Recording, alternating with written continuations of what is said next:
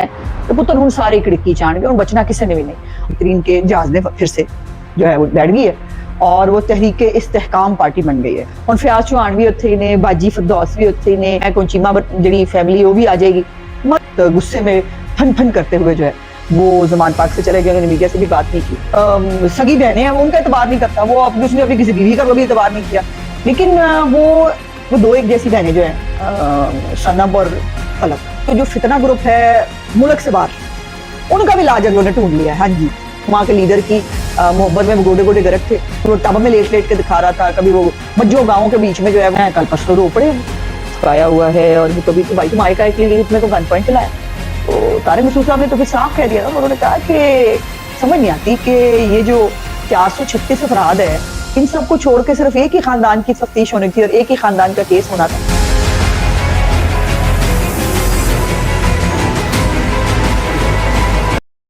बिस्मिल्लाहिर्रहमानिर्रहीम। Today with Azma Bukhari के आज के व्लॉग के साथ हाजिर हूँ। और आज 9 जून है। 9 मई से 9 जून के बीच में बहुत कुछ हो गया और ख़ास तौर पर जो तहरीक इंसाफ है वो तो लुटी गई, या वो वाला जो गाना है, इनका वो हाल हुआ है। और कभी आपको अगर याद हो कि 9 मई से पहले जो है वो इमरान खान एक फिरौन बना हुआ था, इतना बड़ा फितना था कि उसको कोई वारंट देने जाता था तो उसकी भी खैर है नहीं। वो बैठ कर इदारों के ऊपर, उनके अफसरों के ऊपर जो है वो लंबी चौड़ी जो है वो कत्ल का इल्ज़ाम लगाना हो, गालियां देनी हो, लोगों को उकसाना हो, वो सब वो बड़ी आसानी से कर रहा था। लेकिन फिर आखिर जो है वो फितना जितना भी बड़ा हो, उसका जवाल और उसका आखिर तो आना होता है। सिर्फ 1 महीने के अंदर इमरान खान की जो इतनी लंबी जद्दोजहद है, जो टांगा पार्टी से जो शुरू करके उन्होंने अपनी तरफ से तरीके इंसाफ बनाई, जिसको वो कहते हैं बड़ी जद्दोजहद के साथ बनाया था। कादी जद्दोजहद मतलब जो जान का इलेक्टेबल जो है वो जहांगीर तरीन के जो है हवाई जहाज में बिठा के जो है वो आप लेके आए और आपने पार्टी बना ली। और जो PMLN है उसके टिकटें वापस कराई, उसके लोगों को जो डराया धमकाया गया, पार्टी बन गई। और बड़ी दीदा दिलेरी से ना, एक बेशर्मी को लिए को मतलब कोई बेशर्मी का चूरन तो होता नहीं ना, कोई बेशर्मी बस ये एक अंदर से डेवलप हो जाती है इंसान की। और कोई जो है वो अजल का बेशर्म हो तो उसको तो फिर वो कुछ नहीं कहा जा सकता। वो लुटी पुटी गई जो तहरीक इंसाफ है वो सारी जो है वो जाके जहांगीर तरीन के जहाज में फिर से जो है वो बैठ गई है और वो तहरीक इस्तेहकाम पार्टी बन गई है। और इस इस्तेहकाम पार्टी के अंदर जो है वो सारे सुर्खेल जो कल तक इमरान खान को जो है वो एक वली जैदी जो है वो, जब उसको किसी ने पूछा कि जी वो फलाना भी पकड़ा गया, बस कहना खान आया था। जब सियासी मुखालफिन पे कोई मुश्किल आती थी ना तो कहना खान आया था, ये बड़ा वो करते होते थे, डट के खड़ा है, अकेला ही काफी है। तो रह गया अकेला हूं, मतलब बिल्कुल ही अकेला ही रह गया। मैंने तो फिक्र लगी हुई है कि पिंकी बाजी भी कितने दिन रहेंगे, उन्होंने भी रहना है कि नहीं रहना, मतलब ये भी एक वो उसकी बात है। शाह महमूद कुरैशी भी जो है वो गए थे इमरान खान से मिलने और गिट्टे गोडे पकड़ने की उन्होंने कोशिश की। वैसे मुझे एक बात है, वो इमरान खान ने कुछ स्टोर टाइप का कमरा था, देखा ना आपने, एक टेबल ते एक चेयर, इन्हें जोगी रह गए नहीं, बस सोफे शूफे भी मेरे ख्याल चुक देते हैं, उत्थे मेरे ख्याल सफेद चादरां बिछा ली हैं उन्होंने, कुल पड़े जा रहे होंगे ना तरीके इंसाफ के। तो वो जो है वो एक स्टोर टाइप किसी कमरे के अंदर जो है वो मुलाकात हुई। और उस मुलाकात के बाद बहुत मूड खराब था शाह महमूद कुरैशी साहब का, और वो बहुत गुस्से में फन फन करते हुए जो है वो जमान पाक से चले गए। उन्होंने मीडिया से भी बात नहीं की। और उसके बाद मीडिया रिपोर्ट्स आई हैं जो उनके करीबी ज़राए के मुताबिक, और वो मुल्तान से आई हैं, तो आपको पता ना उनका ताल्लुक मुल्तान से है, तो मुल्तान से आने वाली खबर यकीनन उनके खानदानी ज़राए से ही होगी। और वो खबर उन्होंने जो आई वो आप सब पढ़ चुके हैं कि उसके ऊपर उनको मशवरा दिया शाह महमूद कुरैशी ने कि हुण जिन्ना बेड़ा गर्क तुसी करना से तुसी कर लिया, हुण जरा थोड़ी देर चैन ले लो, सुकून ले लो, तो ऐसी पार्टी बचा ली है। और शाह महमूद कुरैशी साहब का ख्याल ये था कि वो गिट्टे गोडे पकड़ेंगे, वो माफी शाफी मांगेंगे और जो है उनकी जान खलासी हो जाएगी। तो लेकिन इमरान खान आपको पता है ना, वो तो अपने जो सगी बहनें हैं वो उनका एतबार नहीं करता, उसने अपनी किसी बीवी का कभी एतबार नहीं किया। और हाँ, औलादें जो है उनके बारे में आपने देखा ना, इमरान खान को कितनी उनको ख्याल है अपनी औलाद का। वो औलाद जो उनके पास रहती भी नहीं, पता नहीं उनको मुंह भी लगाती है कि नहीं, उनके साथ कोई इनका राब्ता भी है कि नहीं। वो बाहर ले बैठ के मौजे कर रहे हैं और वो कह रहे हैं कि मैं अपनी औलाद को मुश्किल में क्यों डालूं। है ना मुश्किल में डालने के लिए पाकिस्तानी है ऐसे, मतलब अवाम के बच्चे क्या है, 18-18 20-20 साल के यंग बच्चे माँ अपनी उनके माँ बाप ने पाल के बड़े इमरान खान के लिए तो किए हैं कि वो इमरान खान जो है उनको आग में झोंक दे, आर्मी एक्ट उनके ऊपर लगे, उनको लंबी लंबी कैदें हों। और लड़कियां हैं तो उनका भी यही हाल है, वो लड़कियां जो है, अच्छा मजे की बात यह है कि अभी भी लीडरी का शौक नहीं उतरा, अभी भी जो है ना वो बाजियों को समझ नहीं आ रही कि इनके साथ हुआ क्या है और ये होने क्या वाला है।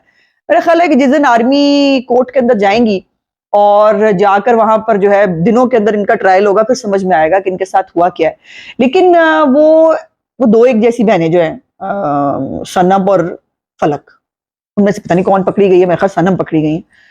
तो वो फलकबाजी कहाँ है, वो मैं अभी उड़ीक रही थी कि फलकबाजी ने इनकलाब नहीं बर्पा किया अभी तक, बिल्कुल चुप का रोजा भाई उन्होंने जो है वो कर लिया। और वो जो है वो अंदर से कह रही है मुझे हमें बार बार बताया जाता है कि मरियम नवाज ने हमें अरेस्ट करा। मरियम नवाज ने तुम्हें बीबी क्यों अरेस्ट करना है, तुम अपनी मर्जी से वो डांगे सोटे लेके फिरती थी ना जमान पार्क के बाहर भी, और हर एक को तुम धमकियां देती थी, आ जाओ हम तुम्हारी नस्लें तबाह कर देंगे, हम ये कर देंगे।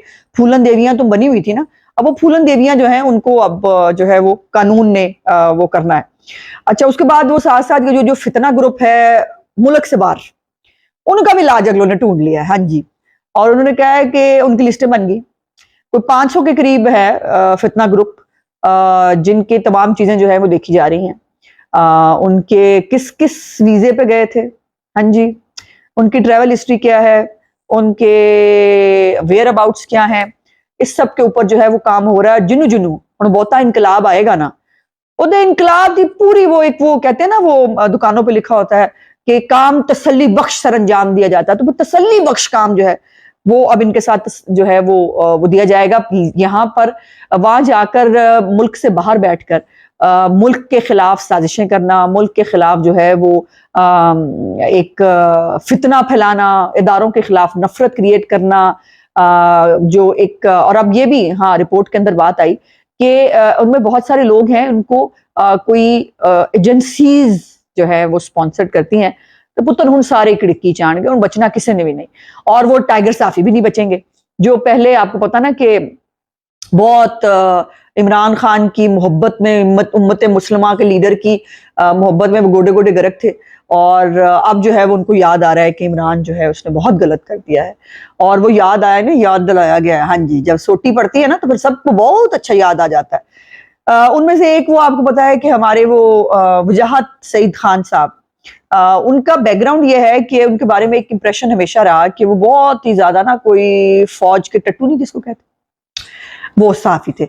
और साफी तो खैर वो नहीं थे, उनको जो है वो बाकायदा ट्रेनिंग देके उनको यहाँ पर मुख्तलिफ जो टीवी प्रोग्राम्स है वो दिलवाए गए, उनको मुख्तलिफ मीडिया चैनल्स के अंदर नौकरियां दिलवा कर उनको जो है फ्लरिश किया गया, और वो बहुत फौज का नैरेटिव जो है वो लेके चलते थे। उनमें से भी कईयों को इमरानी कीड़ा लड़ गया या, तो जब इमरानी इनको कीड़ा लड़ा तो उनमें से आपको याद होगा वही वजाहत सईद खान है जो जब मियां साहब की हुकूमत गई पनामा के बाद, और उसमें जो है वो वजीर आजम हाउस जाके उसने हमें दिखाया कि कितना जुल्म हो रहा था कौम की जो है वो कौम के साथ, कि जो वजीर आजम हाउस जिसके अंदर मुख्तलिफ वजीर आजम आके रहते हैं, उसने पूरा फ्रेम ये किया कि वो सिर्फ मियां साहब की जाती जो है वो इस्तेमाल के लिए चीजें बनी हुई हैं। कभी वो टब में लेट लेट के दिखा रहा था, कभी वो मज्जो गाँव के बीच में जो है वो घूमनिया फिरनिया कर रहा था, और जो है वो सुना है कल परसों रो पड़े। और उन्होंने कहा कि जी अब वो जो है वो बल्कि आर्मी चीफ को उन्होंने थ्रेट किया है कि बाजवा साहब के साथ जो हो रहा है वो कल को आपके साथ भी हो सकता है, और इस टाइप की कुछ धमकियां ममकियां भी दे रही हैं। फिर वो रो पड़े कि अब जो है वो कोई प्राउड नहीं करेगा और वो करेगा। तो ये जो बाहर बैठ के टट्टू जो है ये पता नहीं किस एजेंडे पे हैं। अगर ये पहले हायर्ड थे तो अब भी हायर्ड ही हो सकते हैं, और बिकने वाली चीज तो हमेशा बिकती रहती है, आज इसके पास बिकी कल को उसके पास बिकी, तो ये वो होता रहता है। और वो बिकने से मुझे याद आया कि फवाद चौधरी साहब बड़े दुखी थे वो तहरीक इस्तेहकाम पार्टी के फंक्शन में, और वो जब मैंने पता कराया कि ये क्या वजह हो सकती है, तो पता चला कि वो जो एक रात पहले तस्वीर आई थी ना जिसपे जहांगीर तरीन ने उनके कंधों पे हाथ रखा हुआ था और वो डाइनिंग टेबल पे जो है वो बोटियां नोश फरमा रहे थे, तो वहां पर वो बड़ा मुस्कुरा रहे थे, तो वो बड़ा उसके ऊपर सोशल मीडिया पे लोगों ने क्रिटिसाइज भी किया। तो फिर उन्होंने कहा कि नहीं, आज एक मेलो ड्रामा करते हैं। आज वो निशो बन गए और उन्होंने ऐसे मुंह छुपाया हुआ है, और वो कभी तो भाई तुम आए का एक मेरे को गन पॉइंट पे लाया। सुना है कि उनकी कुर्सी शुर्सी भी लगी हुई थी, लेकिन कुर्सी पे जाके नहीं बैठे। तो वो कोई इमरान खान की मोहब्बत में कुर्सी पे नहीं बैठे, वो बाजी फिरदौस आशिक वाहन बैठी हुई थी। वो पाजी आपस खुद ही वो इस वक्त तर्जमान बनी हुई है जी हाँ तरीके इस्तेहकाम पार्टी की। ਹੁਣ ਫਿਆਜ਼ ਚੌਹਾਨ ਵੀ ਉੱਥੇ ਹੀ ਨੇ, ਬਾਜੀ ਫਿਰਦੌਸ ਵੀ ਉੱਥੇ ਹੀ ਨੇ, फवाद चौधरी भी उत्थे ने को मतलब सुनिया है, को चीमा जड़ी फैमिली वो भी आ जाएगी। मतलब कमाल, मतलब मजे आएंगे, आप देखते जाएंगे कितने मजे आएंगे। और इसके जो फंक्शन के अंदर उन्होंने खाम खा का एक ड्रामा किया, वो ड्रामा मजा नहीं आया। एक्टिंग के नंबर काट लेने मैंने, मुझे नहीं मजा आया, बिल्कुल ही फारग किस्म का ड्रामा किया। अब ये जो इमरान खान के साथ हुआ है, और आज जो 9 जून तक जो मैंने जहां से बात शुरू की थी कि 1 महीने के अंदर इमरान खान जहां पहुंचा दिया गया है, और अपनी हरकतों से जहां पर उसको आने की बहुत तेजी थी, उसको देखे ना, उसको सिविल हुकूमत भी बर्दाश्त करी थी, उसको पॉलिटिकल पार्टीज भी बर्दाश्त करी थी, दंदनाता फिर रहा था, एक गुंडा बना हुआ था, एक गैंगस्टर्स वाला उसका वो रवैया था, और जो दिल चाहता था वो डिक्टेशन देता था, किसी की जरूरत नहीं थी कि उसको जो है वो आगे से मना कर सके। और ये जो सब कुछ वो भुगत रहा है, ये अपनी करतूतों से भुगत रहा है। उसके खिलाफ वो पनामा वाली साजिश तो नहीं ना हुई कि जिसके अंदर पनामा का जो है वो नाम लेकर एक केस जो है वो पहले रद्दी के और वो पकौड़ों वाले कागज होते थे, और उसके बाद इमरान खान ने खुद ही बताया कि जस्टिस खोसा ने उन्हें कहा कि मेरे पास केस ले आए ना, आप बाहर क्या कर रहे हैं। तो वो केस ले गए, और जस्टिस खोसा आपको बता चुकी हैं भाई नवाज साहिबा के जस्टिस खोसा साहब को अपनी एक्सटेंशन चाहिए थी, मियां साहब ने कहा नहीं मिलनी ना, बिल्कुल नहीं, फारग पजो तू।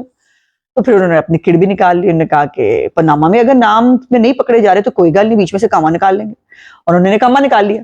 और आज सुना है कि वो मशहूर जमाना मतलब अल्लाह बख्शे पनामा केस, जिसमें सिर्फ मियां साहब को जो है सजा देनी थी, उसकी आज हियरिंग भी हुई है, और उसमें जस्टिस तारिक मसूद साहब जो हैं, जिनको मसाई बंदयाल साहब किसी बेंच में बिठाते हैं, उनको नहीं हवा लगवाते ज्यादा ना, तो उनको काटी भी जरा बाहर निकालते हैं, तो उनको ये बेंच में बिठा दिया, गलत कर दिया। तो तारिक मसूद साहब ने तो फिर साफ कह दिया ना, उन्होंने कहा कि समझ नहीं आती कि ये जो 436 अफराद है, इन सबको छोड़ के सिर्फ एक ही खानदान की तफ्तीश होनी थी और एक ही खानदान का केस होना था, तो ये मामला तो कुछ और लगता है, ये किसी ग्रेट गेम का हिस्सा लगता है।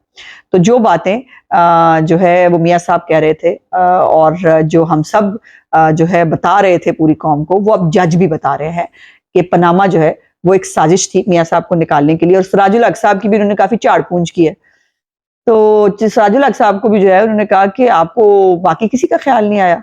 और मैं तो खुद समझती हूँ कि सिराजुल हक साहब जो है, जमात इस्लामी की एक रही है तारीख, वो हमेशा इस्तेमाल होती रही है। वो परवेज मुशर्रफ के जो है वो पूरा इक़्तिदार अगर जमात इस्लामी को निकाल दिया जाए तो वो इक़्तिदार में आ ही नहीं सकता था ना, मुमकिन नहीं था।